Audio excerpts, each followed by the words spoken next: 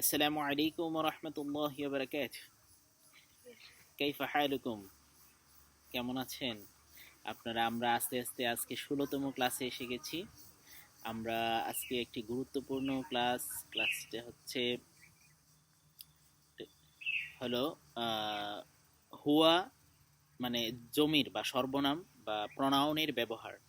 আরবিতে যেগুলো আমরা শিখেছি যে হুয়া হুমা হুম, হিয়া হুমা হুন্না, অ্যাংতা অ্যাংতুমা অ্যাংতুম, অ্যাংতি অ্যাংতুমা অ্যাংতুন্না, এগুলো যদি আমরা ভালো করে শিখে ফেলি তাহলেই আমাদের জন্য সবচেয়ে ইজি হয়ে যাবে। যেমন এখানে আছে হুয়া মানে সে, হুয়া তাহলে সে মুসলিম, তাহলে আপনি বলবেন হুয়া মুসলিম, সে একজন মুসলমান। আবার যদি আপনি বলতে চান যে সে একজন স্টুডেন্ট, তাহলে আমরা বলবো হুয়া তলিব। যদি বলি যে সে ডাক্তার, হুয়া তবিব। যদি বলি সে মুশরিক, হুয়া মুশরিক। যদি বলি সে কাফের, তাহলে বলবো হুয়া কাফের। তো এরকম ভাবে আমি মুসলিম শব্দটি নিয়ে আসছি। এরপরে হুমা মানে দ্বিবচন, তারা দুজন। হুমা মুসলিমানে, তারা দুজন মুসলমান। তাহলে তারা দুজন মুসলমান। হুমা মুসলিমানে, তারা মুসলমান, দুজন মুসলমান। তাহলে হুমা মুসলিমান। এরপরে হুম মানে তারা সকল। এখানে এটা বহুবচন। দেখেন, বহুবচনের ক্ষেত্রে ওয়াও এবং নুন ব্যবহৃত হয়েছে। ওয়াও নুন। হুম মুসলিমুন, হুম মুসলিমুন, তারা সকল মুসলমান, তারা সবাই মুসলমান। এরপরে মেয়েদের বেলায় এই মুসলিমান শব্দটার মধ্যে এই গুলতা যুক্ত হইবে। যেমন সে একজন মুসলিমা, মেয়ে মানুষ, তাহলে হিয়া মুসলিমা। এখন যদি আপনি বলেন সে মুশরিক, মুশরিকা মানে মেয়ে মানুষ, তাহলে আমরা বলবো হিয়া মুশরিকা। যদি বলি সে মুমেন মানে মহিলা মুমেন, তাহলে আমরা বলবো হিয়া মুমেনা, সে মুমেনা। সে ফাতেমা, হিয়া ফাতেমা। ঠিক আছে, তাইলে হিয়া মুসলিমা, সে মুসলিম। এরপরে আমরা দ্বিবচনের ক্ষেত্রে হুমা সেম, তাইলে আমরা বলবো হুমা মুসলিমা তানে। এই যে তাটার মধ্যে শুধু এইটুকু চেঞ্জ, এখানে তানে আর এনে মানে।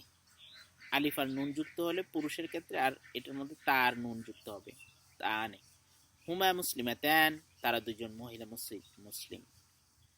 হুন্নার ক্ষেত্রে আলিফ আর লম্বা তা ইউজ হবে। হুন্না মুসলিমাতুন, হুন্না মুসলিমাতুন, তারা সকল মহিলা মুসলিম বা তারা সকলই মুসলিমা। এরকম ভাবে আমরা যদি পরবর্তীতে যেমন পার্সন মানে সেকেন্ড পার্সন মানে আংতা, তুমি, তাইলে পুরুষের ক্ষেত্রে আংতা মুসলিমুন, আংতা মুসলিম, তুমি মুসলিম। আংতুমা মুসলিমান, তোমরা দুজন মুসলিম। আংতুম মুসলিমুন, তোমরা সকল মুসলমান। মানে সবগুলো সেম, শুধু দমির গুলো আমরা চেঞ্জ করলেই হয়ে যাবে, মানে সর্বনামগুলো। যেমন আংতা ক্ষেত্রে মুসলিম, আংতুমা মুসলিমান, আংতুম মুসলিমুন। আংতি মেয়েদের বেলা, তুমি মুসলিমা, আংতি মুসলিমা, আংতুমা মুসলিমাতান, মানে সেম আগের গুলোর মতো। আংতুন্না মুসলিমাতুন।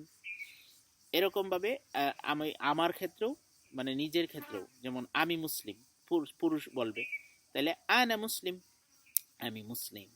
আনা মুসলিম, আমি মুসলিম। আর যখন দুজন মেয়ের বেলা বলবে আংতি আনা মুসলিমা, আনা মুসলিমা, আমি মহিলা মুসলিম মানে মুসলিম। মেয়ে বলতে পারে আনা, ছেলেও আনা। এই জমিরগুলো সেম, আর ওইগুলোতে একটু চেঞ্জ আছে। তো আমরা এইভাবে শিখবো ইনশাল্লাহ। দুজনের ক্ষেত্রে নাহনু, নাহনু মুসলিমান, আমরা দুজন মুসলমান। মেয়েদের বেলা নাহনু মুসলিমাতান, আমরা দুজন মহিলা মুসলিম। ঠিক আছে, এভাবে আমরা একে একে ইনশাল্লাহ ক্লাসগুলো করলে আমাদের জন্য আরো ইজি হয়ে উঠবে ইনশাল্লাহ ক্লাসগুলো। আশা করি আমাদের ভাষা শিক্ষার অগ্রযাত্রা আরো সুন্দর হবে। আসসালামু আলাইকুম ওয়া রাহমাতুল্লাহ।